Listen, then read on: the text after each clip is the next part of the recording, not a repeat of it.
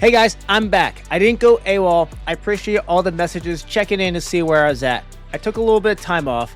As all you guys know, the work-life balance is hard sometimes. Being a present boss, giving customers consistent quality while fumbling through and learning how to run a business and still being a good husband and father is really rough sometimes. And sometimes you have to back burner stuff that you really love to do, like this podcast.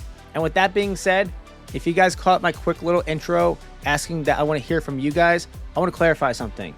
I've been pretty selective about who I choose to have on here for reasons. I want to have people who are relatable and who have been there and in the trenches. I want to talk to people who have something to teach or something to learn.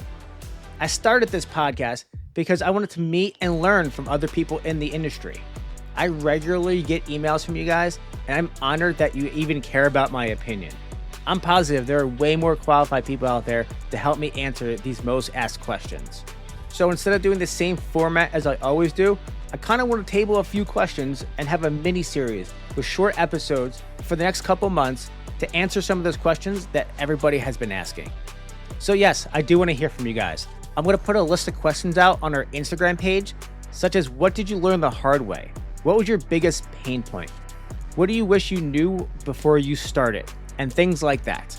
If you've got answers to some of these questions, I want to hear from you. We can make these short, we can make these 15 minutes, we can make these 30 minutes, we can make these an hour if you want. It's up to you guys and what you feel you can add value to. So, by the time you hear this, I want to have these questions posted. If you want to hop on a call with me, give me an email, kevin@jmwfabrication.com. We'll set up a time and we'll see what we can do. I want to start putting these out as they come. So we're going to get back into things pretty quick.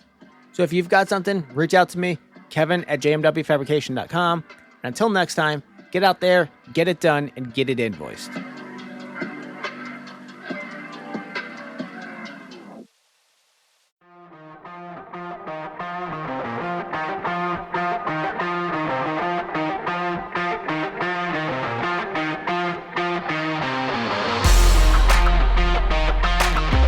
Hey guys, welcome to the Welding Business Owners Podcast. We're a podcast are late, but our bids are on time. I'm your host, Kevin, with JMW Fabrication. Today, we've got a special episode from our FabTech Crosspod. We recorded this live in Florida with Jason from the Arc Junkies Podcast, Max from the CWB Association Podcast, and Frank Vargas from Torch Tales Podcast. The theme of this episode was how to start and run a business. No, I did not pick the theme, but it does fall in the realm of the Welding Business Owners Podcast. All four of us have started or still own a welding business. So we talk all about the shop of how we did it, how we got it there, why they closed it up, and everything in between. I think you guys will get a lot of value out of it, and I hope you really enjoyed the episode. So without any further ado, here's the full episode of the Crosspod from FabTech 2024. All right, ladies and gentlemen, welcome to our annual Crosspod. Joining us this year for the first time is Frank Vargas with Uniweld. We're bringing him into the fold. I'll let everybody else introduce themselves. Go ahead, Kevin. Kevin with JMW Fabrication and the Welding Business Owners Podcast. And great to be back here, guys. Thank you. Awesome. I'm Max Ron from the CWB Association Podcast, and this is always a good time. Sorry for the voice. This is my 9th speaking session this week. Oof. That sounds like an excuse, Max. But anyway, Yeah. I'm Frank Vargas with New World Products. I also have a Torch Tales podcast as well, and just grateful to be here with you guys.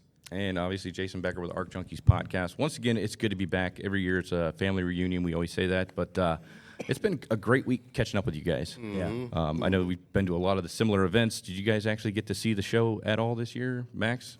45 minutes. Okay, that's plenty. That's plenty. You can take this entire show in 45 minutes. To do a little bit of walking. I didn't see anything on the south side.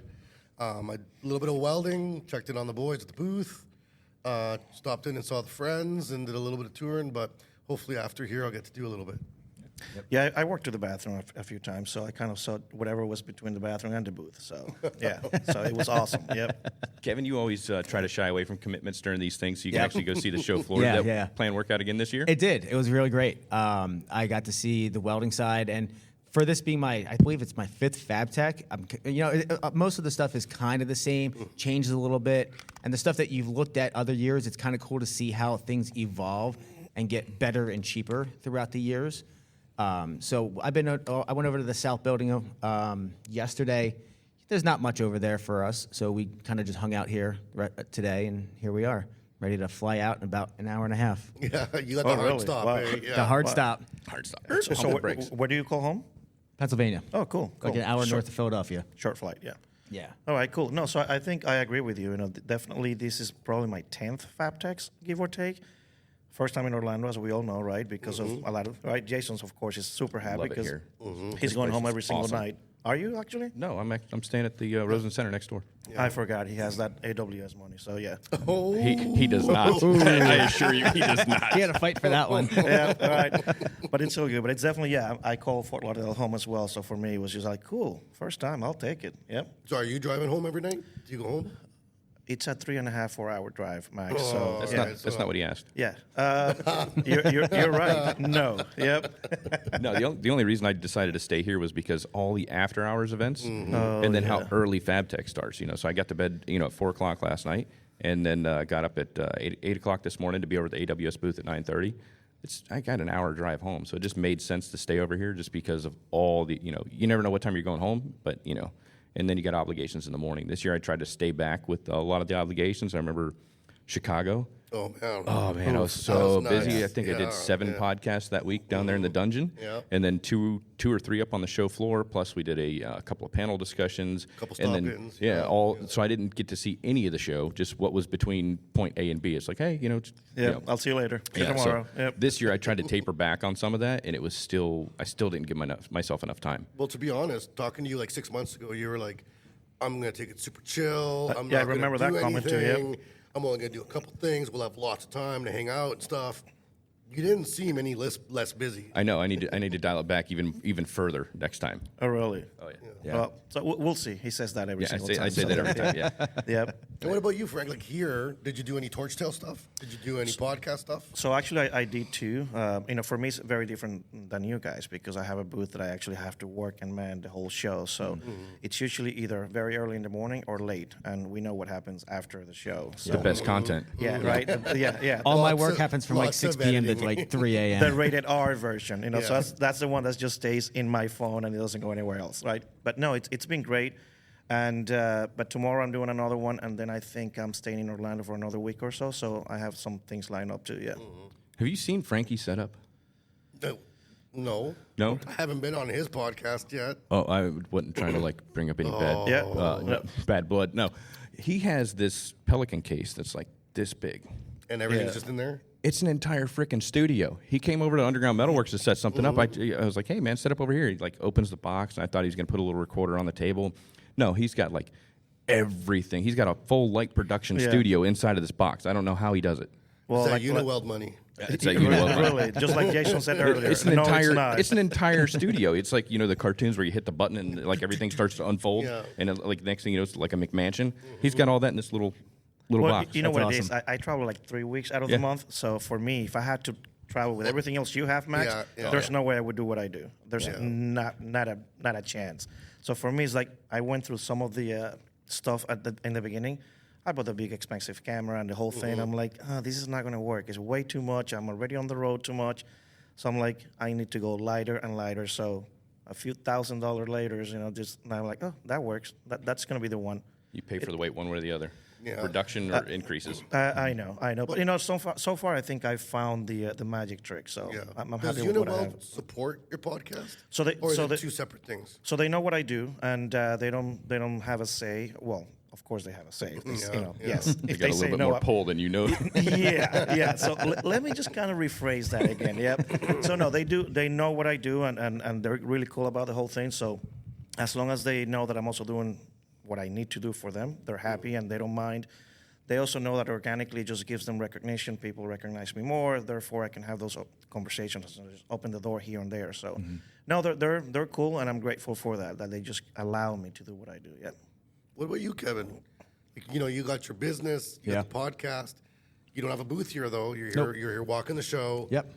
You're not doing podcasts here, though. No, my podcast actually started out from the meetups at FabTech because I felt like I didn't have enough time to talk to everybody here, and I wanted to just hop on Zoom calls and hit record. And I did, and we put it out there, and it's grown since then. And I don't have any products to sell. I was selling a little bit of advertising to Lincoln, but then they stepped up and gave us everything we wanted for the Fabricator Olympics. And I kind of feel bad asking them for, hey, do you want to come, sponsor the podcast some more? So no, you guys are talking about all this equipment, and I'm still probably like sub $400 in mine. He's doing it right. Folks. Yeah, right. Yeah. I have I have $100 microphone. I've got my headset. I put these on. These things are nice. I'm still working the $30 Amazon ones I got like 4 years ago. And plug it in my computer, and that's it. I need internet, and I just go. Dude, trust me, you're the smart one. Yep. I broke a pair of these the other day. I cried? went to put them on, and I was like, "Why is this loose?" And I took it off, and it just fell off. And I was like, I almost had a heart attack. I was like, "Oh, this is awful." And it's not a part that I can fix. So I was like, "Just trash. Just weld it, man." Yeah. Right? I can't. Weld it or 3D print I was it. gonna. Yeah, I should have. Well, if I had somebody with a 3D printer, I could probably save them. Well, there you go. Design it. I'll send it to you. They're still in the trash at the house. So in the studio. No, so I'll pull them out. I'll show you the business. Heck yeah. This thing right here. Right there? Right. Yeah. I think. Yeah, that's it. Yeah. Send me the broken one. I'll model up and print it out for you. Oh, sweet. Well, See, there all you go. people It's you already know. a win-win. Heck People yeah. you know. I guess I'm He lucky. just wants to play with his toy. I know, right? I'll just send you an invoice about $105. Yeah, I know, right? I'm gonna go. Well, it I'm would gonna go through my actually be trash, worth too. it. Yep. Money well spent. I'm going to send you a few things too. I'm going to go through my trash as well. So We don't want what's in your trash. Screw you, planned he never obsolescence. asked. He never asked. Yep. So I think we're supposed to talk about, because the boss over there said the topic of the discussion was going to be all about running, owning, and starting a business, Right. which is something all of us have done one point or another or currently doing. So let's kick it off with that. Like, Kevin, I mean, you run a couple different businesses. Yeah. What, first of all, what prompted you to start your business, the JMW Fabrication? What prompted me was I was doing side work for a long time, and I was working at actually a scrapyard, doing the mechanical work and the welding there, and we started to get slow, and my boss said, you know what, I know you're doing your side thing, that's kind of what you want to do, how can I help you go out on your own? That was Bill? No, this was another okay. guy. Okay. And from there, I said, you know what, rent me a bay in one of your shops until I get my shop built. Because I had just went to the bank and gotten a loan to build my pole barn. And at that time, I'm like, do not lay me off. Don't fire me. I don't have the cash. I'm approved. It's coming. I don't have the cash yet. So built my shop and kind of went from there. But I would totally do it all over again because really for me, it's entrepreneurship is in me. And, you know, if somebody... It's like a virus. It is. And, you know, I'm an entrepreneur in the welding space, but I could really be in a lot of other mechanical spaces if I wanted to, but this is just where my love is. And if somebody was looking to start a business, you know, when you go into this venture, you have to think about you might be good at what you do at welding and fabrication, but there is so much more to it. And really, if the first step to starting a business is asking yourself, do you really want to do this? Do you know what you're getting into? Because everybody sees the money, everybody sees the stuff, everybody sees the time freedom that you have, which you really don't have. When does all that come? I was going to say, what do you mean everyone sees the money? Like where, when, how? Yep. I mean, everybody time. shows that, and that's what they want. Yep. And if you do it right, you can get that, but it is not easy. And you have to really ask yourself, if you are a good fabricator and good welder, there's a place for you in businesses. Like a lot of times I joke with all my guys, I'm like, I would rather just go hop on a mower and cut grass some days. You know, Yep. like that sounds really appealing on those hard days.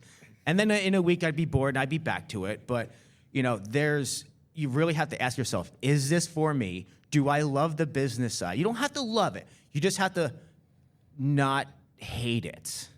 You just have to, like, I really enjoy the business. Ignore it. You can't ignore it. You It's cannot common. ignore it. If you Yeah. ignore it, you're going to fail. Done. You're going to fail. So you have to ask yourself, is this something I want to do? And should I be doing this? And do I have the experience? There's a lot of people who go out there, and some guys straight out of school, they see the money, they've been working at a place for 2 years, and they're like, I can do this. There's a lot of liability in what we do. You need to have experience. Like, a lot of people, they're like, oh, I'm coming out of welding school. I want to start my own business. I'm like, don't. Go work for somebody. Go learn on their dollar. Go learn on their time.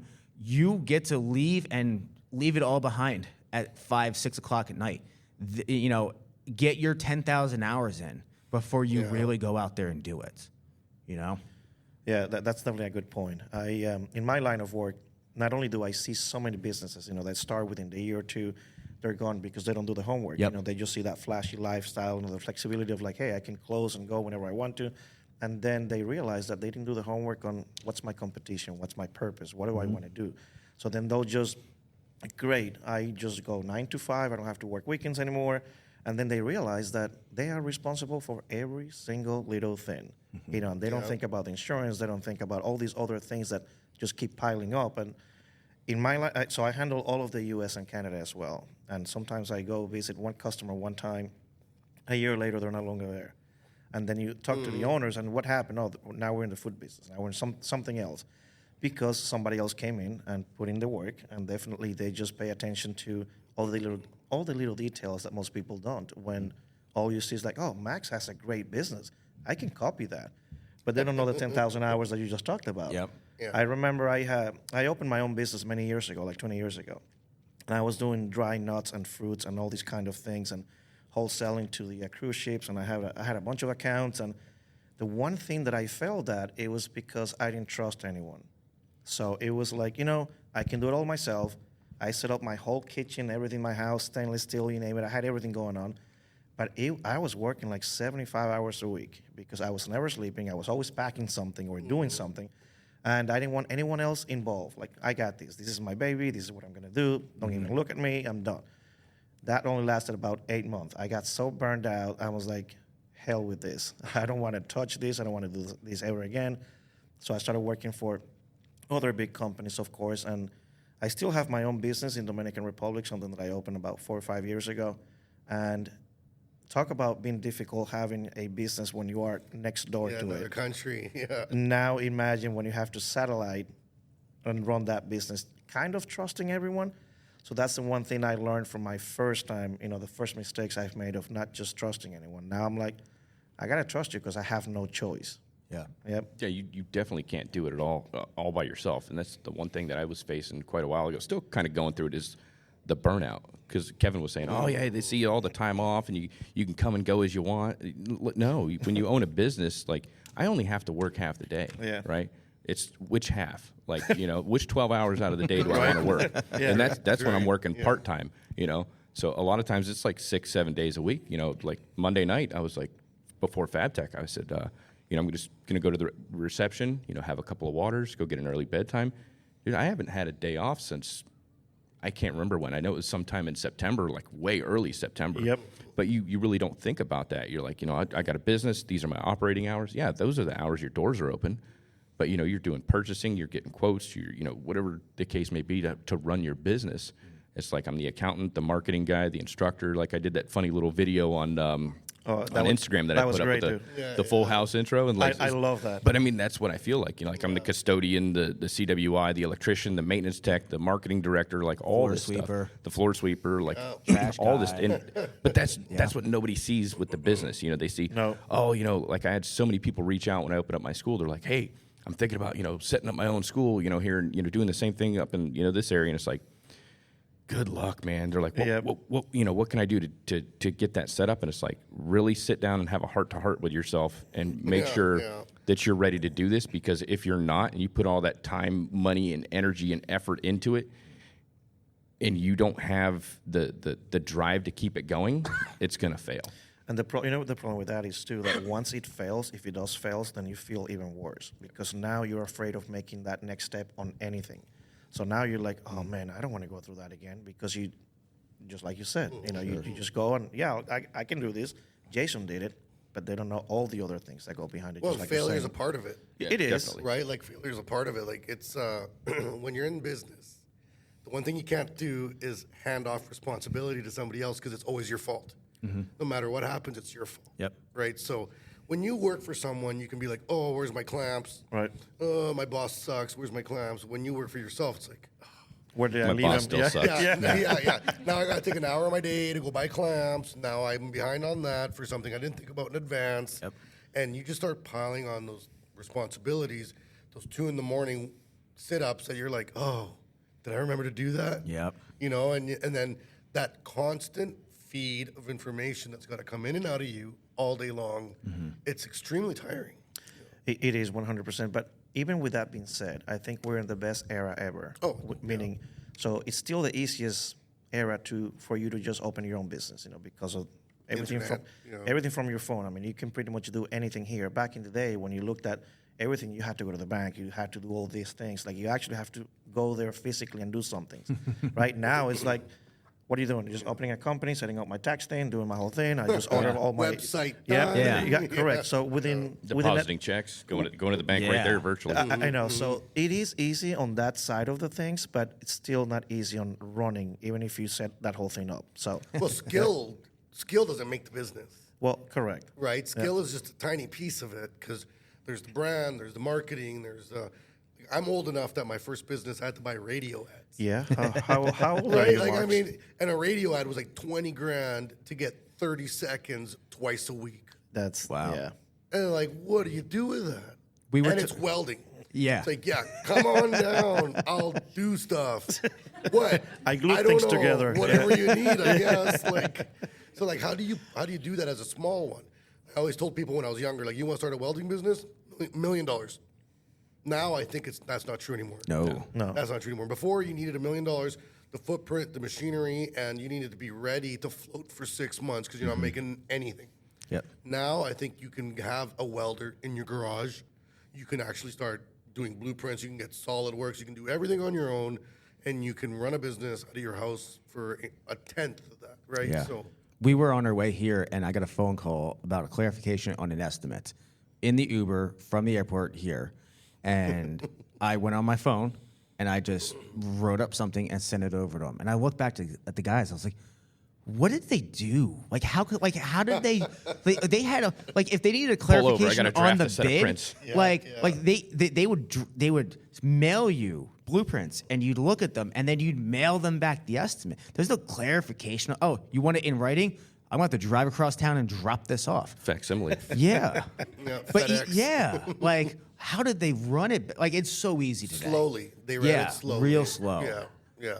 And it was the pace. We didn't have the automation. We didn't have the tooling. It was slow, but everything was slow. Yeah. Right now, everything's fast, so you got to be fast. Yeah, and I think, just going back to how easy some things are nowadays. I think I usually, because I get that question asked a lot from, a lot of the youngsters when I'm at school or something. They're trying to open their own thing, and I go, well, the first thing that I would ever recommend is just lock your name up, register that name, get your social media platforms, and get that there. And even if it just stays there dormant for a year, you already know that that's the name you like. By your website. Correct. Now you have that. Slowly, that is going to be the brick and mortar of whatever you do next. But you don't need, a couple $100 just to do that, maybe? Yeah, $75. Yeah. So that's the one thing. I start with that, and just that's how easy to spend, $7,500, and then you can just slowly. All right, I have a name. Maybe I can. Let me add something more, and and so on and so on. But that's the first thing that I usually tell anyone. Yeah, I was thinking Arc Junkers for my next one. Yeah. That name performs really well. It's Top quality stuff there. It's probably available actually. Yeah. Yeah, it's definitely available. Yep. .net or .com. Yeah. Which one? But I mean, you guys are talking about the benefits of a cell phone because everything's instantaneous now, and I mean that's great for operating the business. I can check my emails on the fly, review prints on the fly, schedule classes, order on the material. brain, Oh, it is, and it's super distractive too. I turned all my notifications off because I got that OCD thing to where I see a red thing and I got to click on it. Yeah, a little red dot with a couple numbers in it. Yep. Oh, I got to check this. And I started slowly weeding out some of the stuff the unnecessary tasks. But having instant access to this information, it also builds a lot of stress. It is a because now double-edged sword. I need information right now. So when I send an email to a client, I need a response right now. And if I'm not getting it, it's like, dude, what are you doing? Come on, man, check your email, send it back. Yeah. Like, I got shit to do. That's the best thing I did 3 months ago. We went on vacation. I took my email push notifications off. And yes, there is an anxiety when you see an email and you swipe past it and you're at home and you're like, I want to read it. I don't have that skill yet. I want to read it. But then on the flip side, turning them off, there's an anxiety there knowing that, like, I should check my email. Something important. I should check in my box. am I missing something? And like I've dropped the ball on things, like things that I should have responded that day, which I usually would, and that's how I built my entire business is great customer service. Like, Correct. I'm great. JMW is good customer service with a side of welding and fabrication. So me dropping the ball, which is really just getting back to them tomorrow, my customers are slowly getting used to that. But it has made me so much more present at home. It has reduced so much stress in my life. I can really think clear now because I'm all over the place. I'm the big ideas guy. I've got 7 big ideas I want to work on and no time for any of it. Like I need to pay bills and keep payroll going. So it's really hard for me to stay focused. So being able to just not have notifications and like an email thread for every, over the next 2 hours that could have been a phone call, I can actually get something done in that time. It's just crazy because once you create that quick persona, like, hey, I'm the quick responder. Like, hey, you send me something, Yep. I'm like there. And then a few years in, you go like, I don't want to be that person anymore. Yeah. But now everyone else is expecting that out of you, right? It's like, what Yep. the hell is Frank doing? Like, it's been 2 hours. He hasn't answered anything. I'm like, Yeah. Lazy. So now and then you feel that pressure and you're like, damn, I guess I should answer. Yeah. Yep. I think one of the best things I've done, I read that 40-hour work week from Tim Ferriss or whatever, Yeah. is I put an auto reply for the first time. Like I never do auto reply because as soon as I get an email, boom, I'm responding, right? Yep. Like I'm Johnny on the spot. I'm tired of being Johnny. Like I got other shit to do. So I put that auto reply on, especially for the testing center, because I go back and forth and answer these ridiculous, mundane questions all the time. I need a certified welder. In what? So like now, when somebody emails me, it says on hey, due to the high volume of work, I check my emails at this time, and I'll have a response here. If you send an email after this time, I'll reply back to you in 24 hours. And then, oh yeah, by the way, if you're looking for weld certification, here's all the information I need. And that has weeded out 90% of my emails. Really? Because now customers and clients are like, oh, let's send him all this information. Before. Now I've got everything. I don't have to have this preliminary back and forth and dot. Like what code are you testing to? What standard? How do you need this done? When do you need it? Type of material, position, process, all that stuff. And that has helped so much with all the mundane emails with the testing center, at least. And you put that in your autoresponder? It's in my auto Yep. response. Thank you that's for your good. email. Please Make sure send you us have all this, this. this, Oh, this, that's so good. Yeah. It is. Yeah. It would probably take me about an hour to set my auto response because I haven't done that like in 20 years. I had to wouldn't even know where YouTube it. to. Right? I had to There YouTube you it. I go. was like, how do I set auto response It's on? actually really easy. Yeah. Really? Well, sure. I guess you do it a lot, huh? I do. Well, I was going to say, you want to work for your future self, right? You want to work for your future self. You said it yourself. When I started, I wanted to reply to everything in 10 minutes. Yep. That's because you got the time, right? That is true. As you start getting more busy and you start getting bigger, And lazier, yeah. you don't have the time, right? Once you start getting to having 200 people on your shop floor or 1,000 people, where you're like, I manage 70,000 members, 18 franchises, 2 divisions at a company.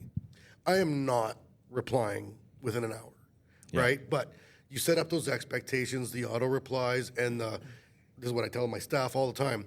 We're not heart surgeons. There's no one dying on an operating table because I didn't get their handrail quote to them today, right? And then when you have been on site long enough, you also know that customer who's freaking out on you to get it right now is just going to go sit in some yard for 3 weeks before it goes anywhere. Yeah. So let's be realistic about what we do. Let's be realistic about who we are, and then make those expectations clear with the customers. Like, yeah, I'm on it. We're busy. We'll get back to you as soon as we can, right? Yep. Yeah, no, that totally makes sense. But and just to change subjects a little bit on that. So how do you, when you started your business, and for every one of you, and whether we work for someone else or something, how do you go about the competition? Do you pay a lot of attention to what the competitors are doing? How do you price yourself? No. Are you just like, hey, you do you, boo boo, I do me, and it is what it is? There's more than enough work out there. People are like, oh, do you know this company and this guy? I'm like, yeah, I've heard of them. Like, what do they do? I don't really know. Like, I stay in my lane. I put my head down, and we do good work. We price it well. We give really good customer service. That'll speak for itself. So I don't really pay any attention to the competition, pricing-wise or what they do. I really don't pay much attention to competition, especially when it comes to like the testing center. Gotcha. Because the school is very unique. There's only like 3 people in the U.S. that are doing it.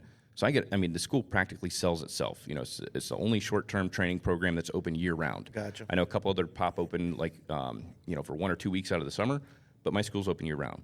But when it comes to the testing center, I don't know what my competition is doing. I know where their price point kind of is because I hear from other people. They're like, "Whoa, I can go over to this company and get it done cheaper." Have at it, man. Go ahead. I know I'm not the cheapest in town, but I've got awesome customer service and I've got a great turnaround, and I'm highly accurate with what I do.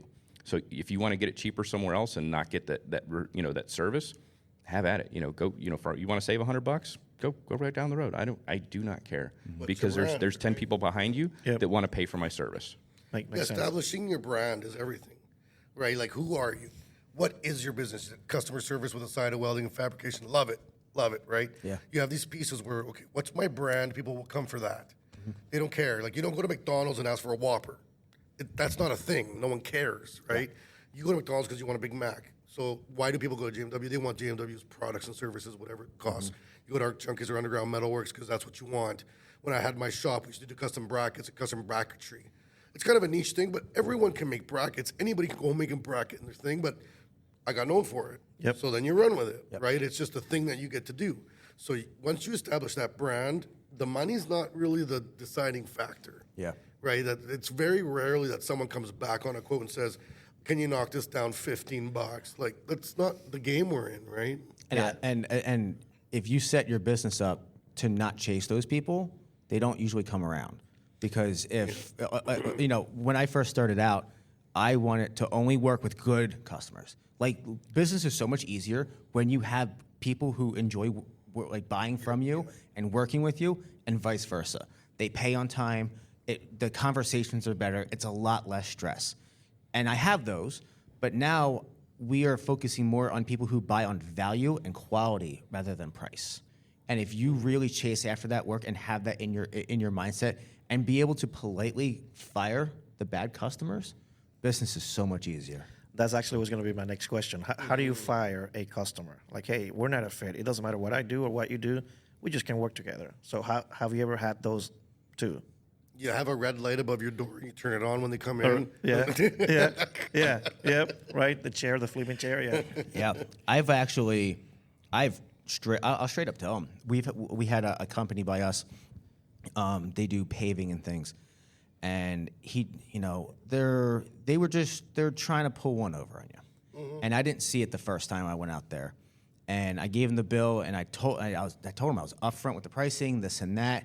They balked about it, and I'm like, this is like the first year or two I was in business, and I said, okay, well then pay me what you think it was worth. Even it was. You I think it never was. do that now. Yeah. I would never do that. Pay now. me what you think. Yeah. No. $5. So I gave him a ballpark quote of what it was, and then he added things on.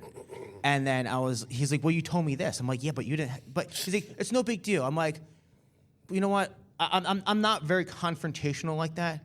All right, I'm gonna be I told you the price. You were the one who added more onto this. Fine, I'll take the hit on this one. And then he called me up. I think his son called me. His son hired me. And then the father called me a few months later. Oh, we're over here doing this. I'm like, oh, your son's this. Yeah.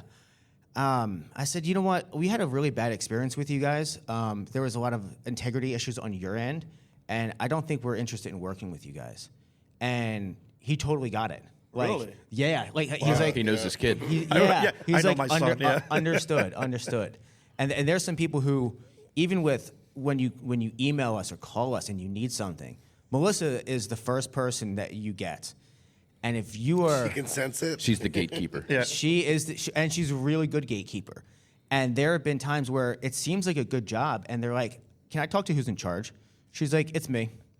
Well, I need to talk to the guy there. Right. And I'm like, she's like, well, no, you can't talk to Kevin. And one time they actually found my number and contacted me instead. Wow.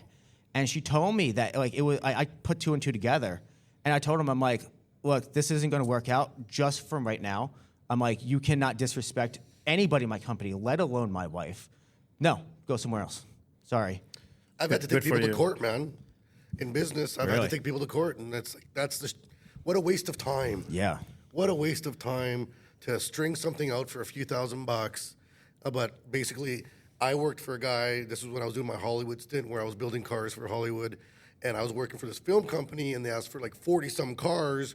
So you're in deep on all these cars, and then they got the movie. Like the movie got canceled. Gotcha. Right. So we don't need it anymore. Yeah, we don't need it. We don't need these 40 cars. We don't need all this stuff. And we had a contract. It had all been signed. And so I'm like, went to the guy who contracted me, and I was like, well, you still owe me the money. Mm-hmm. I did my job. Like, you're done. You have 38 Novas and 2 Suburbans. Like, what am I supposed to do with that? And they were like, no, I didn't get paid, so you don't get paid. And I was like, I can't. What? Like, I don't understand how that thought process works. Yeah. And I had to chase him down to court. 2 years later, I got paid. But, man, like, you don't ever want to get put in those terrible situations. But you know that's a good point, actually, because when you have a business, like, when do you think about a contract? When do you think about, hey, let me cover myself to make sure that I got all the check boxes under my belt, just in case something like that happens? Because when you first start, you say yes to everything. Exactly. Yeah. It's like, oh, I'm just excited. He's willing. Oh my God, he looked at me. Wow. Yeah. Thank you. All right. Mm-hmm. And then you got to go through something like that, and then just like, oh crap. Well, and you think like that's just the end product. Then you go home pissed off, and you think about the hours you lost with your staff. Yeah. The jobs you didn't take that could have been occupying your floor plan, and then you just start spiraling, being like, should I even own a business? Mm-hmm. Like, that was a big mistake. How could I do that? How do you trust somebody? It's like those mistakes they're big learning lessons. You can look at my progression through business through the terms that get added to the end of my books. I know, right? It was half a sheet. Now it's like 5 pages it's long. Like, right? You know what? I'm going to add that in there, and it just keeps growing. Yeah. Every time something goes wrong, lesson learned. Lesson learned is going on the quote. Yep. We did the same thing. We actually made a big plaque that said custom is full pay. Period. Yeah. If it's a blueprint that's run of the mill, we can work terms. But if you're asking me to do custom work where I'm like, it's not something I normally do, and this is something I'm pulling guys aside to work on, this is up front. Like, you're paying for it up front. Like, it is what it is. Yep. Progress payments. Yeah. Progress payments are a huge thing. And I didn't know that when I first started, because I didn't know that asking for a deposit was a normal thing. I felt like weird about it because I just didn't have the money. I'm like, I need like $1,000 to buy your material, like to get started. To get started, and I'm like all nervous and asking for it. It's a normal thing now. You can do 30. Do you take PayPal? Yeah, right. Yeah. I'll take Bitcoin. They're waiting. They're waiting. They're waiting for that question. But that's a good point. So, for example, the manufacturing company that I work for, every once in a while we do a lot of things custom made for certain people, and of course we have the catalog items. Those are the ABC items and so on. And every so often you have someone, hey, can you make me this one thing with that other thing? I'm like, great, sure, of course we can make anything. I need 75% down. Yeah. I'm like, what? Wait, what? No. Up front, Yeah, so those are the things that you learn sometimes, even when you work for somebody else, that, that's how that system works. Mm-hmm. So, and then you apply that to the stuff when you are going on your own, and you just want to I'm going to just copy and paste a lot of these things, right? Yep. Yeah. I was fortunate because when I started my mobile welding business, I had a really good mentor that was getting out of the mobile welding business game and retiring. So he actually gave me a couple of his clients, and he told me up front, you get 50% down, or the cost of the material, depending on the job. That way, if I go to buy the material and all of a sudden the customer's like, yeah, we're not going to do that anymore. Now I'm holding all this material. I got to build something with it. The manufacturer's not, or the company's not going to take it back. Yeah. So get 50% down, or at least the cost of materials. Fire pits. Yeah. Right. Yeah. So the one project I was going to do was a grill. I built that Santa Maria cooking grill on weld.com, and this guy reached out to me. He's like, man, I want one of those. I need 2 of them. And I was like, okay, cool. Yeah, I can do that. And he's like, I need them out of stainless steel. I was like, what? All right. I was like, okay. Really? I was like, the price just tripled. Right? Okay. He's like, send me a quote. I was like, okay, here's the price on both. Oh yeah, that's not going to work for me. Maybe my brother's not going to get one for Christmas this year. Send me a quote on one. So it was like 25% less because you guys know once you build something, it's easy. It's cheaper to build multiple than it is the first one, right? And so, I was like, here's the price. He's like, okay, that's doable. And I was like, all right, I need 50% down, or, which was essentially the cost of material. Yeah. He's like, that's not doable. Well, it took him like 2 to 3 days to respond, and he's like, "Yeah, I'm not gonna be able to swing this one, man." I was like, "Okay, cool. Yeah, I'm not." Good. I'm going to go to Home Good, Depot. good. Yeah. Good. Yeah. I'm gonna go to Home Depot, gonna get a Weber. Yeah. Yeah. But if Well, like firing clients, going back to that, like Yeah. I fire clients through price point. Oh, Yeah, so you know you're that So it So was going to I be know that they're going to be a pain in the ass, Gotcha. and so I add that additional fee. Like we've all seen it on the wall. You know, it's like Asshole fee. yeah. If I Pain do in the it, ass if, you know, fee. if it's like $50 an hour. You know, if you watch, it's $75. If you help, it's $100. Like I do the same thing because it's like you're a pain in the ass client. Here's your pricing. I give them custom pricing to price myself out of the work. So I've tried that before. So the other day, someone came to me and said, "Hey, by the way, I need this one thing." And this is a very good friend of actually all of us. And so I kind of priced, nope. Yep. So, they said, "Hey, I need this one thing." And I said, "Okay, cool." And I really wasn't into it. I'm like, "Oh, man, that's just going to add so much more work to me." And I'm like, "Hey, the only way I can do that is I need 100 of them, and it's this price without a blink." Okay. I'm like, Dang it. shoot. Yeah. But Yep. now it's actually worth it. I I price know, it right? to where it'll be worth it if Yeah. they say yes. I know. So now I'm like, oh, okay, I should be doing that more often. Yeah. We've got a line item for it's the PETA line item, the pain in the ass tax. Yeah. And really and that's not out of being a jerk and not wanting to do it. No, it's fair. people need their handheld. Sure, and Kevin. you can tell when they're on the phone Right away, that yeah. they are high strung, and it costs time. Like it takes my time. Therefore, I need to bill for that time, and you can call it management fees or hand holding or whatever. I just put pain in the ass tax because I know it's going to be a pain in the ass. I'm going to get a lot of emails and phone calls, and I'm going to have to do a lot of back and forth. And it's not wrong to charge for that. Time is time. Yeah. Time is time. 100%. And what about when you are growing and you're still scared of bringing people in? And you're looking at the I've grown 25%, 20%. Maybe I can actually invest on somebody else, and so I can just do less or just focus on the business and not work on the business, right? So when do you think it's the right timing to add somebody else to the payroll? When you just started a company. For me, it was the right time once I had catalog items. Once I had things that were recurring builds, like I said, brackets. Yeah. I knew that I was going to sell 150 of those every month I'd been doing it for 6 months. I have contracts 2 years out. Okay. That deserves a staff. That's not me anymore, right? I can do that now. I can bring someone in and they can just start covering small chunks of responsibility on the floor. So you haven't made the money yet, but No. you just know it's coming. I think that if you're waiting to make the money before you expand, you're not going to get there. Okay. Yeah. What about you? I think it goes by the hours. When I was doing 60, 70, 80 hours a week, I realized I'm like, I could keep a 40-hour full-time person busy.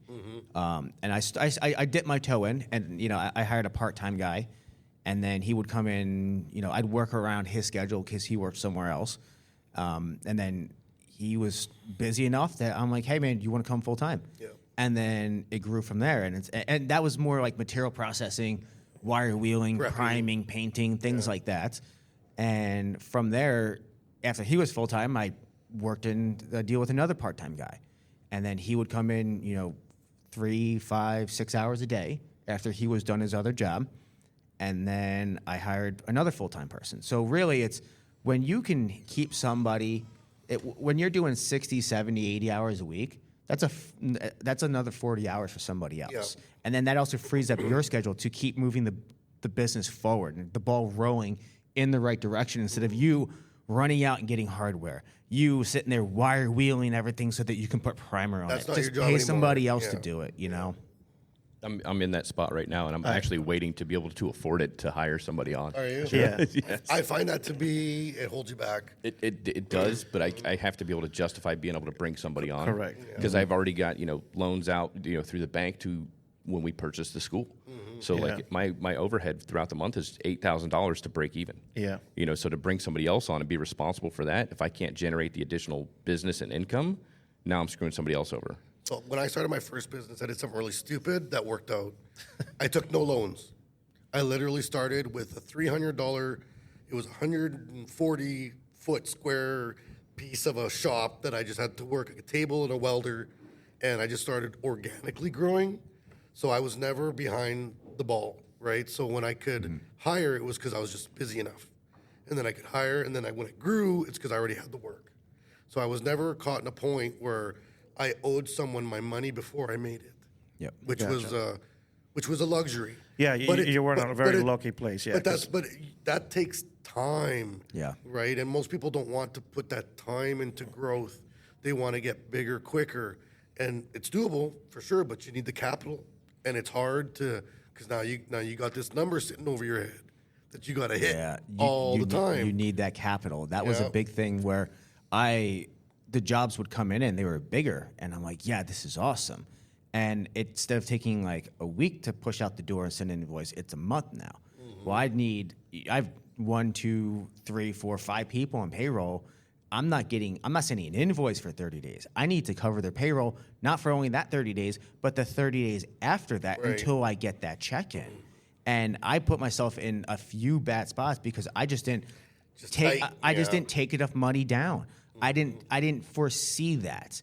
And that really put me in a just because you think it's, this is a great job. It's, when it's just you and one guy, it's like, oh, $30,000 is great. Yeah. But you know what? Like, I don't have to work for 5 months. Yeah. Right? Yeah. Yeah. And then it's like, oh, well, $5,000 in material, and then you have to process it, and you have to pay the powder coater and the paint and the material, and keep all the bills Lights paid. on. Yeah, so you have to be careful. If you don't have the available capital to float that, you just need to grow real incremental. Yeah. When everything's coming out of your bank, it's your own wallet. You really just second guess every single decision. It's not as easy as I work for someone now. Hey, we need this. Sure, go ahead. Hey, I just walk in, clock out, and go home. But so the first business I lost, it was a combination of me not trusting anyone, and also because I was forking everything, of course, just like most of us here when we first start. And 8 months in, I think the pressure of just doing it all by myself, not trusting anyone, and then you add the money situation as well. You're like, oof, dude, I'm just my divorce, my family, everything's just gonna go out the door because now you are just looking for a trigger. Like anything that anybody says, what? Let's go right now. Because you're always just mad about everything. Anxious, You're just anxious. It's just everyone pays the price around you. Yep. So now talking about capital, if you're getting ready to start up your business, aside from the expenses of operating the business, what do you think you should have as far as capital when you're first setting up, and some of the other things that go along with setting up the business? So you think capital to start what kind of business, or also just to cover you for a certain amount of time? Yeah. What's that magic number? Like if I'm I going was to pull 3 the pin, months. you were 3 months? I was always 3 months. Okay. I would never try to get under 3 months. If I was getting close to that 3 month line, it'd be like, okay, I personally got to get out there and find some jobs or bring some stuff in or start figuring it out because it would be sometimes 90 days before I get paid on big jobs. I would tie up, at one point, I had 12 staff. Yeah. Like, I mean, that's, you're looking at $400, or $40,000 a month wages. Yep. Right? So if you don't got that in the bank account, for me, it was always number one, take care of my staff. Of course. I'm not going to miss paying them. Even if I don't pay myself, I'm paying them, right? Happens a lot. It happens a lot when you start. I actually started working a night job during some of my tight times because I'm running my shop. And I was like, you know what? I'm going to go work for a welding shop at night, just pulling trigger to bring in a steady income just to make sure I don't ever fall behind that line, right? Mm-hmm. What's yours, Frank? When you were running yours, like what was that magic number for, in months, not dollar amount, Yeah, obviously. correct. So, so right now I still have a business in the Dominican Republic, and it's a distributorship. And definitely 3 to 6 months is usually, but I also think it has to do with what kind of business. Because if the overhead is very high, and let's say, I need $20,000. All right, well, that's $100,000 that you need if you want to cover 5-6 months, right? So not everyone has that just laying there. So the type of business is also going to determine how far you can go, but minimum at least 3 months. Right now, I'm on the losing end, because right now everything's coming out of wallet, and all that cash that I had is kind of gone. So I got to make some decisions on what I have there. But yeah, it's the magic number is like I wish I had a year, Yeah. What about you, Kev? So when I first started, I was kind of semi-forced into starting because he's like, how can I help you go on your own? I never had a number. Get out of here. Are you sure you don't want to start a business? You need to go to another table. Yep. Yeah, I never had a magic number. It was I just kept on grinding as long as there was money there. Like literally grinding? Like Well, both. Yeah, okay. Yeah, absolutely. Sometimes. Yeah, grinding for days, welding for days. Yeah. So I don't have a good answer for that. I would say 3 months is kind of it's comfortable. It's comfortable. Like you can have some wins and losses and still be able to pay yourself your mortgage, not put your family in a bad spot, and knowing your numbers is really important. Yeah, I've always pushed for a 6-month mark. Yeah. Oh, That's like a nice cushion to have if something goes wrong, something goes haywire. We don't have like short-term disability as a business Right. owner. If I'm out, Yep. I'm screwed. Like I'm the guy that's running all this stuff. Yep. Especially if you have an employee or several employees, you need a good buffer. I think 6 months is if you can get up to that. I mean, that's something that if things go work off the wall, towards. you got to work towards it. But I think 6 months is like a really good cushion to have. Just in case, like I said, short-term disability, you fall ill, something happens. A lot of the business owners I talk to, they say that like 6 months is right around that sweet spot. Yep. I mean, you're going to play hell trying to get it, but once you get it there, try to keep that there. So you always have that good buffer, and you can still operate your business. You're You got money talking- coming in, You're talking about bringing in one more staff. Yeah. Your 6 months drops to 3 months. Yeah. Right Yep. there. right there. One staff. Then right? I got to 'Cause build back up to that 6-month mark. That's right. Because as soon as you start bringing in more people, they start halving at it, right? They start taking their pieces out of that pie. But one of the other things, when you bring someone in, it's not just about the money. Now you have to make sure that they bought in, like they believe in your vision. That hey, they're going to represent the company in the right way. Because those 6 months or whatever work you've done before, one single person within a month can really ruin everything. Oh yeah, you can't be any geek off the street. You got to be pretty handy with the steel. That's good. But yeah, your reputation, man. At the end of the day, you've worked so hard to just make something out of your name, your brand, whatever it is, and someone just comes in and just bad customer service, whatever it is, and now everything you've done is like out the door, start from zero again. So that's the other part why we all fear. It's not just about the money all the time. Yeah. We one of the things we do with our guys is, to help represent, having them know that the customers are watching them. We have an outstanding thing in our shop where if their name gets mentioned in a Google ad review, they get $50. So that way they help represent our company well, because it also benefits them too. We do want to do a profit bonusing down the road, but it's in the short term. That's how we're doing it. Now, are you vetting these reviews, or is Dylan having all his Right, high school buddies write awesome Dylan reviews? has 20,000 new Cutest emails, bum. right? Yeah. A review is a Dylan review. nailed it. A 5-star Once again. review is a 5-star review. So, but that's a good point that you bring that up, because do you guys actually ask your customers, hey, or make it easier for them, the QR code, hey, please give me a 5-star review, Yeah. things like I that. do surveys. Because it goes a long way. I kind of overdo it because so like the software that we have for the school, because that's where I'm worried about my reviews. The testing Gotcha. center is all word of mouth, but with the school, I always ask them on Friday, hey, if you liked the class, if you enjoyed yourself, please get on Google, leave us a review. And I've actually had, we asked day one, how did you find out about the school? Why did you decide to come here? And a lot of them say it's because your reviews are phenomenal. Yeah. But the thing Gotcha. is, so like when they schedule a week-long class, Yep. it schedules 5 different sessions. So Sunday You get night. 5 reviews. So hold on. Sunday night they get, hey, you're scheduled for this, session. It starts Monday morning. Be there at 8. Here's everything you need to know. And then when they leave the class that day at 5 p.m., they get, hey, how did you enjoy the class? Please, leave us a review.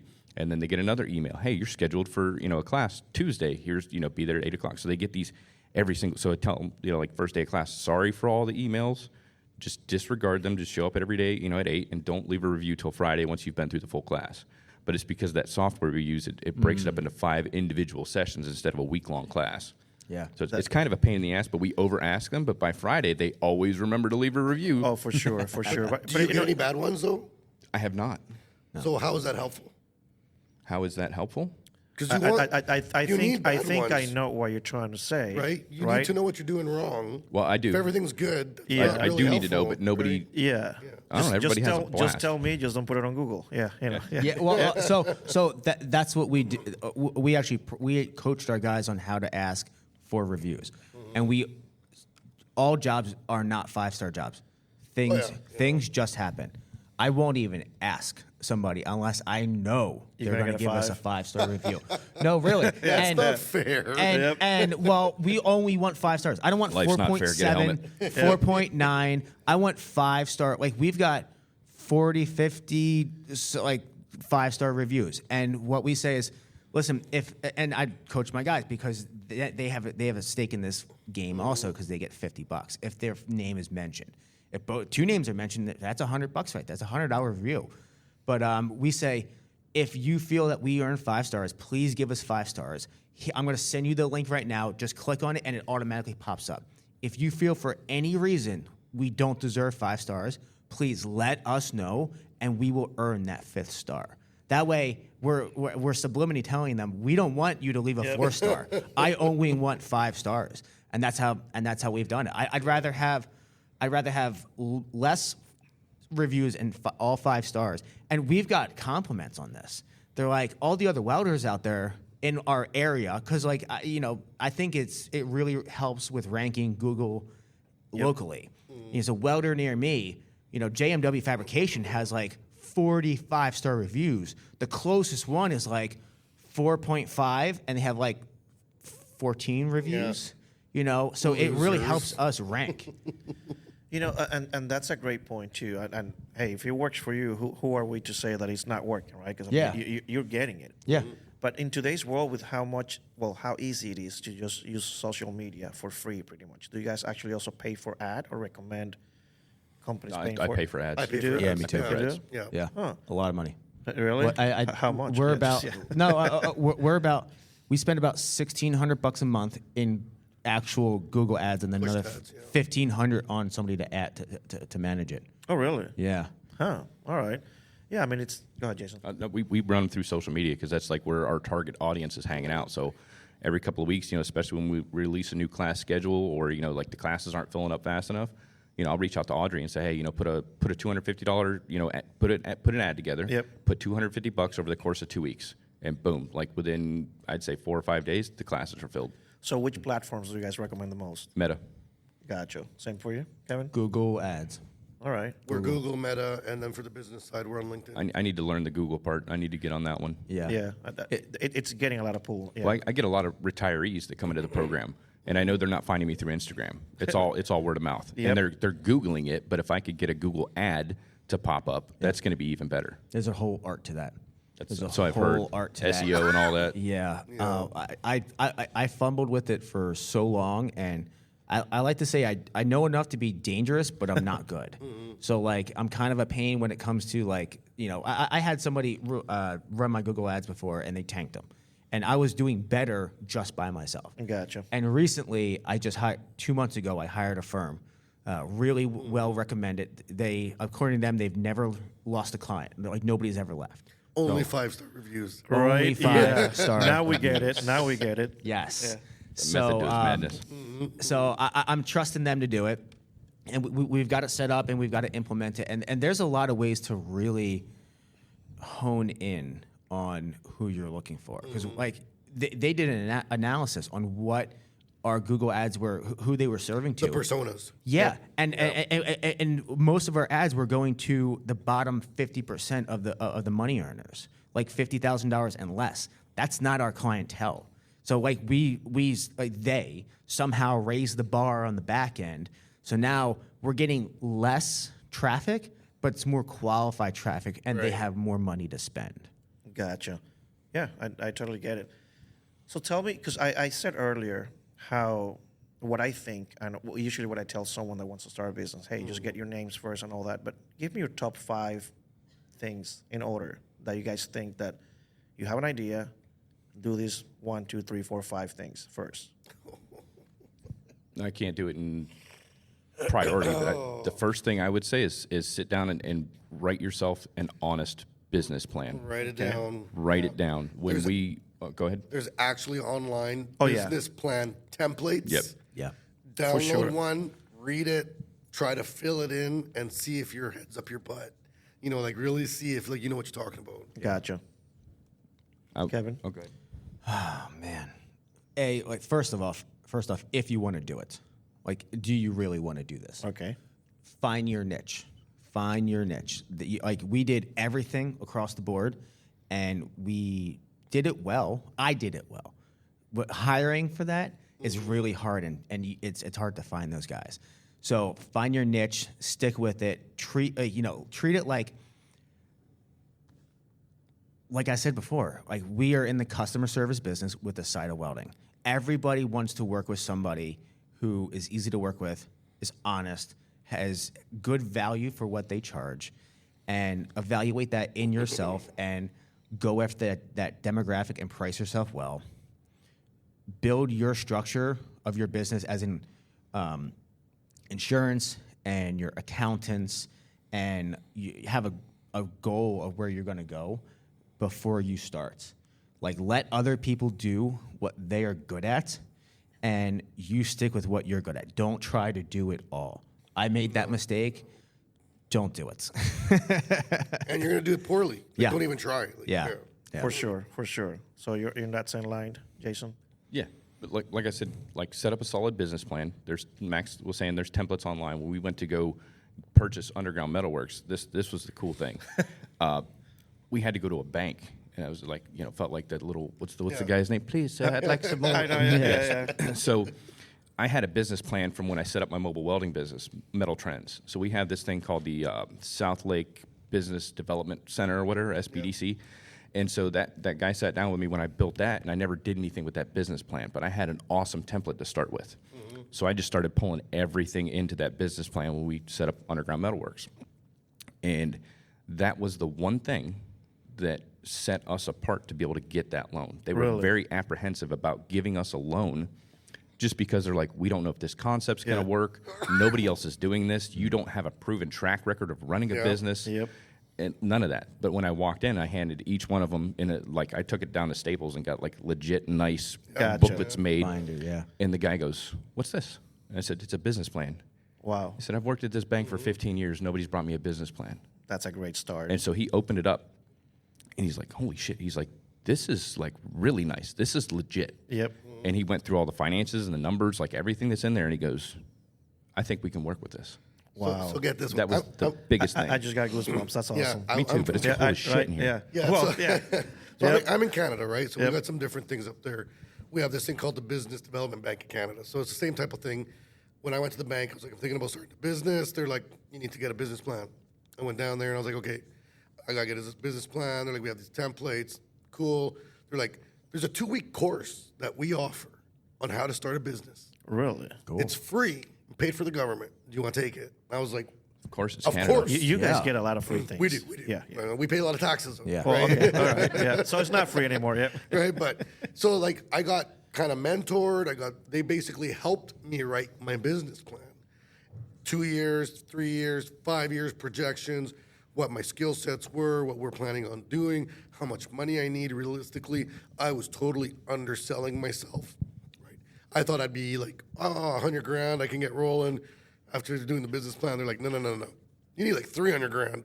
Like, get real, like, And I was like, oh, damn, okay, like let's do this. I'll be back. Thanks. And what about, so now you have your business. Now you have, the business is going on. When do you think that it's a good time to say, hey, this is not working. I should pull the plug?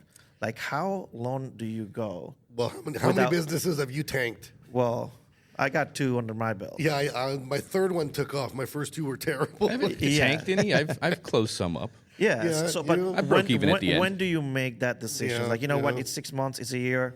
How do you make that decision, and why? I shut mine down because of a new opportunity. Okay, so that makes So sense. I was like, I was getting to the point of my business where it was growing, and it was like shit or get off the pot, and I was kind of getting scared, and it was like my next step is to hire an employee, or take this opportunity. And the opportunity provided me security and insurance and benefits and a steady paycheck, because the other part was the unknown. Yep. I bring somebody else on now. I'm responsible for him, his family, and all this other stuff. Am I going to be able to keep pulling in work?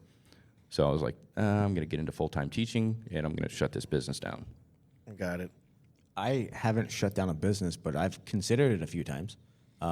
Daily. Yep. If it's worth it, do I truly enjoy this? Do I want to do this?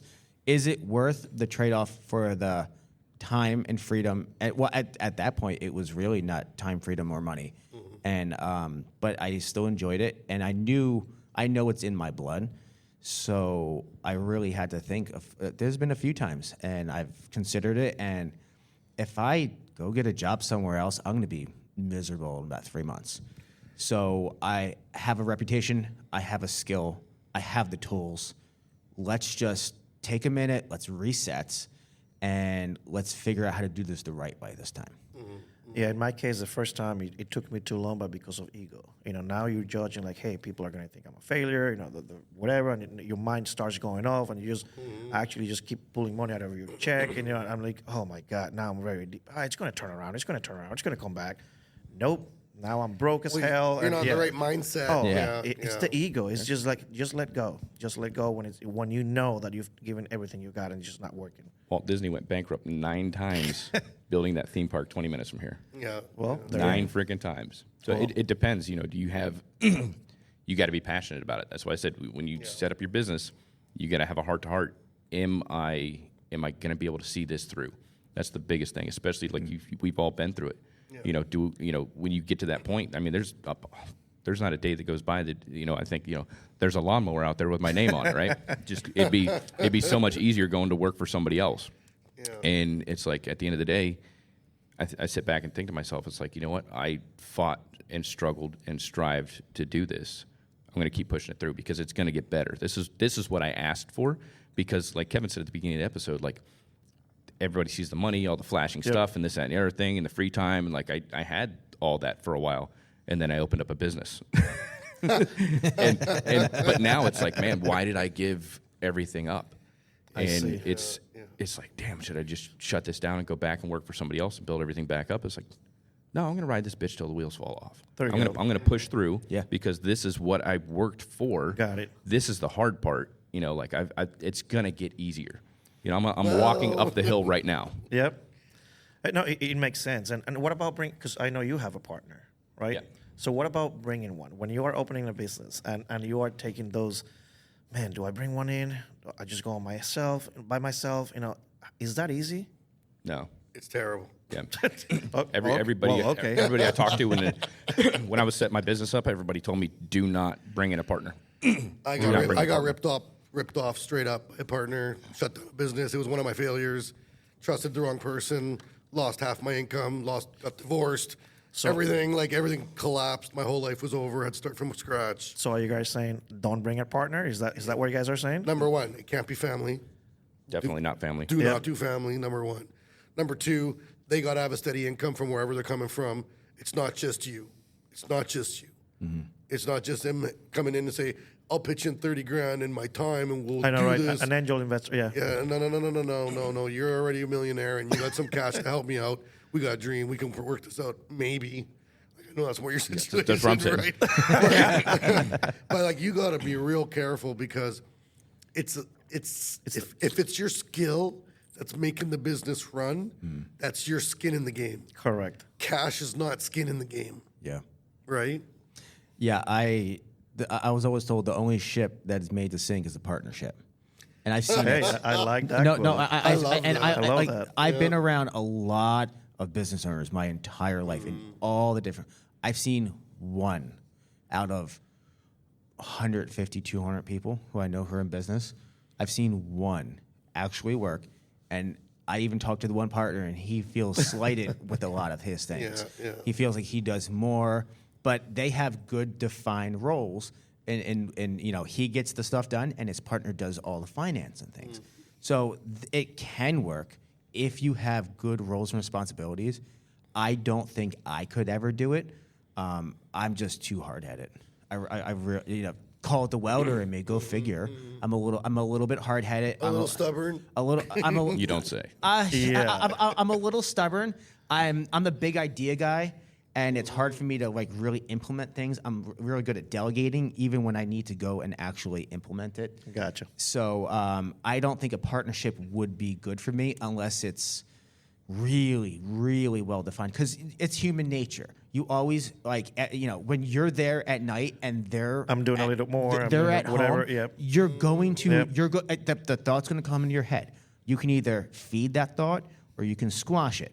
But if you do feel like you're slighted, it's going to grow. And if you have a good open line of communication and you can talk about it without being accusatory to the other person and saying, "Hey, this isn't working out," and you're both compensated correctly, I could see it working.